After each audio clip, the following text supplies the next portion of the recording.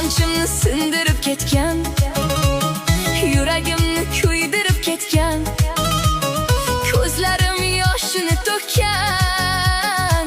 Sizlarni Xudo ursin.